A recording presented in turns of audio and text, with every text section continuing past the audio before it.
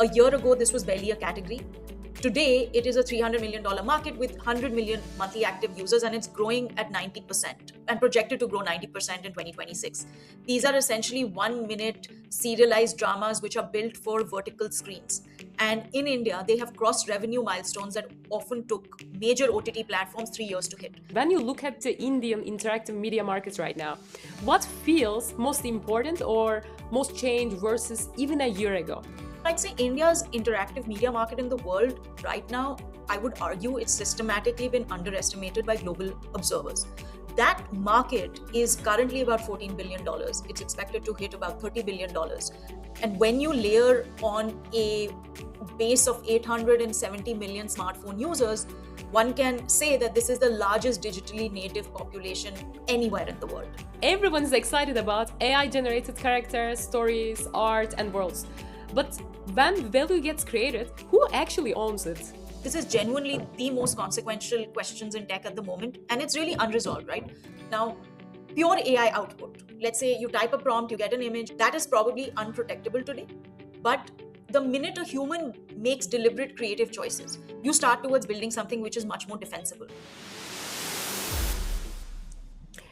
All right. Hello, everyone. Welcome to AI Insiders Venture Signals. And today with us, Saloni is gonna talk about what she has been doing in India. I'm very excited for today's talk. Saloni, welcome. Thanks a lot for joining us today. Thank you so much for having me. I've loved the work that you're doing, and yeah, very, very glad to be talking to you and your audience. Yeah, let's get started. And as we know, interactive media is changing fast and AI is accelerating that even more. We are not just talking about the new tools, but new questions around ownership, creativity, monetization, and platforms' power. At the same time, India's interactive media market is evolving quickly Yeah. with new behaviors, new formats, and new opportunities and emerging across gaming, digital platforms, and AI native products. So today I want to unpack both of them. So where the Indian market is really going and who actually captures value in AI generated world. So, but firstly, could you please introduce about yourself? Sure. I'm the founder and managing partner of Lumikai. We're a early stage venture fund investing in companies which are at seed stage or even pre-seed stage. So many of the companies that we back are essentially pre-revenue. We typically invest anywhere between $500,000 going up to about $2 million in our first check, and then we support our businesses through follow-ons. Majority of our investors are very large global strategics, so media companies, games companies from across the world, from Japan, from South Korea, US, Europe, and some from the Middle East as well. I started building the fund about 6 years ago. So I launched Lumika in 2020. It was predicated on a few things that I saw in the India market because I spent actually a majority of my career in Europe. So prior to building Lumika, I was an entrepreneur. I was also in investment banking and private equity. But in 2020, there was some shifts that happened in the India market, which I guess enabled me to build Lumika. The first was proliferation of very cheap smartphones, which had very powerful RAM, which essentially meant that Indians were spending a large part of their time on their mobile device. The second was cheap data. In India, 1 gigabyte of data costs about a few dollar cents. So India has the cheapest data rates in the world. And the third is a big demographic shift. 50% of India's billion plus population is under 25. So the confluence of all of these things made it possible for me to launch a fund which was focused on interactive media, digital platforms, and games. Because the major thesis was that India is a market which is very young, it is very connected, it is very aspirational, and it is spending a large part of their time on essentially entertainment and consuming mobile content. And that's how Lumikai got built. And that's essentially what I did for 2 decades in my career. We started investing in 2020. Now we have over 20 companies. Some of them are category leaders in their space. A lot of our companies, most all of our companies use AI to build and scale. And I want to talk about the big market shift actually. When you Yes. look at the Indian interactive media market right now, What feels most important or most change versus even a year ago? Yeah. So, I'd say India's interactive media market in the world right now, I would argue it's systematically been underestimated by global observers, right? We have seen a shift from linear media to new media. And when I say linear media, I mean essentially television, cinema, radio, out of home media, to now moving towards digital media, which is social, which is interactive like games, or being led via esports or animation, VFX, audio, which could be podcasts, music streaming, or even microdramas, which is this new trend which has taken the world by storm. That market is currently about $14 billion. It's expected to hit about $30 billion. And this is a market which I'd say is probably 1 or 2 years old in its institutional journey. Prior to 2020, this market didn't even exist. And when you layer on a base of 870 million smartphone users, one can say that this is the largest digitally native population anywhere in the world. And this is a market which is growing at 17% year on year growth. That is at a macro level compounded annual growth rates that a lot of other countries can't boast of, which we see in the India market, of course. And if you had to point one trend from the Lumic AI State interactive media report, the last report that you like, I think I have checked a little bit, like what matters the most and what's the thing that we should definitely look for it? What's the one thing that you definitely recommend us to check? Yeah, so with the research report, that's a proprietary research report. This is our fifth edition. We've been tracking this market since most people weren't even sure it was a market.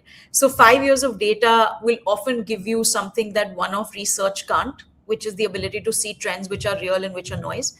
I'd say the big trend that really took us by surprise was the rise of microdramas. A year ago, this was barely a category. Today, it is a $300 million market with 100 million monthly active users, and it's growing at 90% and projected to grow 90% in 2026. These are essentially 1 minute serialized dramas which are built for vertical screens. And in India, they have crossed revenue milestones that often took major OTT platforms 3 years to hit, which could be a Netflix or a Prime or some of these other platforms, right? This format is on track to be as large as India's OTT market by 2030. So, this is a very key trend that we saw here. The second is gaming monetization has a major asymmetry in the India market. Games represent only 8% of top app downloads, but contribute about 36% of the top 25 app revenue. And in India, gamers are spending 4.5 times more than non gamers. And while the global markets are getting saturated on the gaming side, that's not true on the India side. And lastly, spirituality in the devotional market. This one surprises international audiences because it's completely unknown. But astrology and devotional apps in India monetize nearly 2 to 3x that the ARPU of social media apps. So this is a category which doesn't exist anywhere else in the world. So do you think is this a behavior change or a platform change? Like what change or Monte, what changed and how these things became like trend right now? There are two major consumer shifts. One was the fact that people move from static formats like television and they move to mobile. The second big shift is that monetization in India unlocked by is something called UPI, which is the Unified Payment Interface, which made microtransactions as low as a few dollars possible, simply because of a payment infrastructure laid by the government of India. Now, what this has meant was the big consumer shift, and you probably hear this, but Indians only spent on, they would say, ABC, right? Astrology, Bollywood, and cricket. But now that ABC has expanded into astrology, Bollywood, cricket, dating, education, fandom, and gaming, but it's all digital. So it's all on your mobile, it's all digital native, it's all interactive, and it's all deeply personalized. And that has been the major shift. Wow. And is there anything that also surprised you in the report, like even as someone already close to the market? Yeah, some very interesting insights. AI usage in India is fast growing. In fact, both for OpenAI and Claude and Anthropic, India is one of the fastest growing markets. In fact, for OpenAI, they have about 100 million weekly active users from India. And in fact, Indians are actually becoming very active consumers of AI products, whether it's AI native tutors, AI companions, AI storytelling as well. We're clearly seeing a very large, I'd say, predisposition and experimentation with AI, almost, I'd say, faster than other markets. And so, what do you think about the real willingness to pay is forming right now, according to this report? Yeah, there is a massive willingness to pay, right? Because we kind of see that in the numbers. Now, for example, we are seeing categories like, for example, spirituality and devotional apps. The average revenue per paying user is about $8.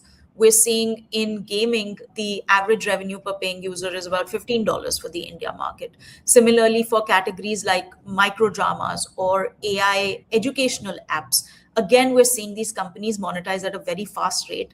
And for the first time, revenue is keeping pace with downloads as well. And this is why this industry is going to hit about $30 billion in the next 3 to 4 years, simply because of the pace of growth and also with the pace of consumption. And also, one more thing, like everyone is excited about AI generated characters, stories, art, and worlds. When value gets created, who actually owns it? All You these. know, I think this is a really, really good question, and one where we at least see in the category that we play in, right? Every major interactive media category is now being rebuilt with AI at the creation level, at the personalization level, and at the distribution stack, right? Now, when we think of where does ownership accrue or who essentially owns the content, I think this is genuinely the most consequential questions in tech at the moment, and it's really unresolved, right? Courts, regulators, companies are all working it out in real time. Here's what we know. So, in India, for example, copyright requires human ownership, not human authorship, actually. So, for example, the US courts, I believe, have actually taken the view that they will not register works produced entirely by AI without there being actual, meaningful human creative contribution. Now, what gets interesting for us as investors is the spectrum. Now, pure AI output. Let's say you type a prompt, you get an image, you get a text, you get a video. That is probably unprotectable today. But the minute a human makes deliberate creative choices, you select, you edit, you arrange, you iterate, you design, you start towards building something which is much more defensible, right? Now, that legal question of how much human contribution is enough, nobody, I guess, has a clear answer yet. But for us as an investor, if you're building tools that help enterprises or creators or consumers make content faster, quicker, more personalized, the IP question matters less. But if you're building a platform whose core asset is the AI generated content, I guess that becomes a little bit of a gray area, and it's a little bit of a harder position to defend in current law. Yeah, and do you see AI generated IP as a new, real new asset class, or mostly as a tool layered on top of human creativity and distribution? I feel it's a little bit of both. You know, if one was to take the view that you are using AI to augment human creativity rather than replace it, then yes, that builds defensible IP and also, frankly, a better product. And we've backed several companies. We have a company called Story TV, which is now the world's second most downloaded entertainment app, and they do micro dramas, and they use AI to essentially augment and enhance creativity and storytelling. They produce 100 new original IPs every month, which then gets pushed to about 100 million users on their platform. Now, that is on the IP side. But at the same time, we have enterprise companies. So, for example, we have a company called Framer AI, which is essentially building a creative media engine to help global media companies, broadcasters publish their content on social media platforms. So, that's just a tool stack. Or we have a company called Autoverse, which is now India's fastest growing AR VR company which is essentially providing a spatial computing stack for global industries and enterprises. Now, there, the IP ownership, the value creation is very clear, right? And all of these are essentially helping human beings enhance rather than replace. And I think that ultimately is the goal, at least in the companies that we back, is how do companies enhance human behavior rather than completely end to end replace it. I see. And if the legal framework around AI generated IP stays messy for a while, how should founders still build like defensible companies? I'd say, and that's a really good question. I feel that, of course, there are several major lawsuits across the world which are currently essentially debating this exact question, right? You have Getty versus Stability, you had the New York Times case, which is versus OpenAI. Essentially, they're all kind of trying to answer the question.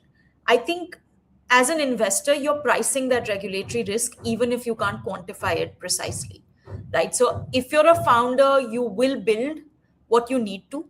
I think what, as a founder, you need to understand is how does a LLM not replace you? Right? So you need to build something which is deeply defensible, which is deeply nuanced. And therein lies the big value.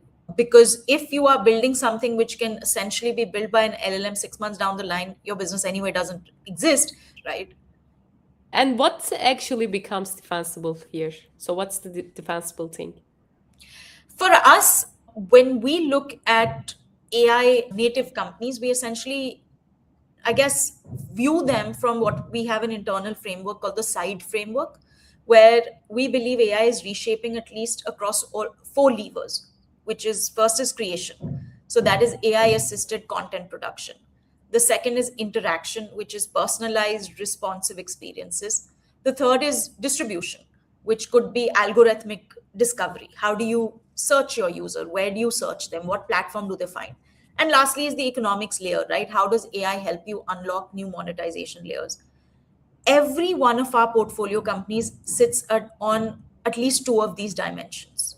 That is what we believe is defensible. So, for example, we have a company called Supernova, which is building AI companions for learning. So their first product is around English learning, and they are operating across the country and they're present across 10 different Indian languages. They are number 6 on the App Store in India. They're ranked actually quite equally against Duolingo. We also have a company called NPrep, which is building an entire learning stack, which is deeply personalized for healthcare professionals. We have a company called Master AI, which is AI powered learning via Reels, right? Again, it's number 1 in education on the App Store at the moment. So these are at least on the content side, and I've described the enterprise B2B size businesses as well. So if there are companies essentially building across this framework, we believe it's defensible. Okay, Saloni, if you were a founder building in India right now at the intersection of AI and interactive media, where would you focus? I would focus currently on rebuilding animation VFX stacks in India. 60% of global animation VFX work happens out of India. And this is, again, a little known fact. This industry is largely very cost based, it's very heavy on fixed costs, it's extremely manual, very tedious, extremely time consuming, and AI could actually be a big disruptor here. And you require a lot of specialized knowledge and technical skill to be able to build this. And hence, this is also very, very defensible. For us, I'd say early would be, and real is VR. Consumer adoption of virtual reality has not taken off and has not panned out. That future hasn't panned out as people hoped it to be. But we do see enterprises use VR for industrial transformation and training. And this is early, but very real. Nice. And 5 years from now, what will seem obvious about India's interactive media market that's still not obvious today? I'd say the ecosystem, right? If we look back at the various evolution of investments in the world, right? Or let's say every platform shift, you had the search era, which was information and exploration, right? It birthed Google. This was 2000, 2005. The next phase was the social era, right? 2005, 2016, there was Facebook, there was Snapchat, there was Insta, all of these companies emerged. Then we moved to the video era, which was all about watching and streaming. This was 2016 onwards to 2024, where you saw emergence of Netflix, of music streaming. And lastly, I'd say it's the interactive era, which is about play, it's about create, it's about participate. And this is where I believe India has an edge. We have the cheapest data, we have the largest mobile base in the world, we have a very digitally native young population, and we have one of the world's most advanced payment stacks. So I do believe that India can define this era and not just be a follower. Nice. And what will seem obvious about AI generated IP that people are still debating right now? One I'd say would be the absolute need for differentiating AI content versus real authentic human generated content. I believe there will be a greater cry for actually segmenting the two. There will be a greater pressure on platforms. There will be a greater pressure from regulators to segment the truth from essentially the human part of the creation aspect versus AI creation. I'd say there will be a big impetus for it. The second big shift, I think, will be on AI sovereignty.